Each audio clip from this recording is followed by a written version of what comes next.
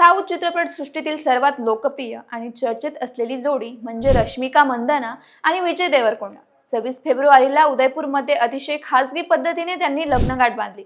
लग्न सोहळा साधा आणि कुटुंबियांच्या उपस्थित झाला होता। मात्र त्यानंतर हैदराबादमध्ये त्यांनी भव्य रिसेप्शन आयोजित करून सगळ्यांना आश्चर्याचा धक्का दिला।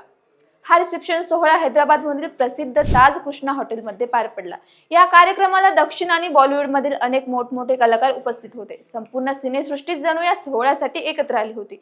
रिसेप्शनमध्ये दोघांनीही पारंपरिक पोशाख परिधान केला होता। रश्मिका सुंदर साडीत खूपच देखणी दिसत होती, तर विजय साध्या पण देखण्या पारंपरिक वेशात दिसत होता। दोघांच्या चेहऱ्यावरचा आनंद स्पष्ट दिसत होता। रिसेप्शन दरम्यान माध्यमांनी विजय देवरकोंडाला काही प्रश्न विचारले। लग्नानंतर सर्वात आधी काय करणार असा प्रश्न त्याला विचारण्यात आला। यावर विजयने हसत हसत खूप मजेशीर आणि प्रामाणिक उत्तर दिलं। तो म्हणाला, आम्हाला आता फक्त हे सर्व उत्सव संपण्याची प्रतीक्षा आहे। त्यानंतर आम्ही दोघेही लोकांच्या नजरेपासून थोडं दूर जाणार आहोत। त्यांच्या या वक्तव्यामुळे सगळ्यांचे लक्ष वेधले गेले। भुक्तात जाणे याचा अर्थ खरोखर कुठे लपणे नसून काही काळासाठी दूर जाणे असा होतो।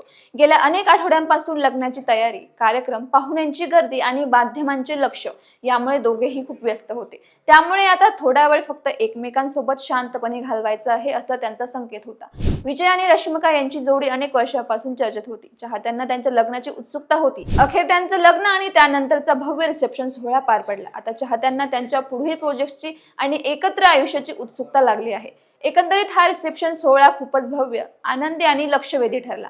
पण या सगळ्या गडबडीनंतर आता ही नवी नवरदेव नवरी जोडी थोडा वेळ शांततेत घालवणार असल्याचं विजयने स्पष्ट केलं।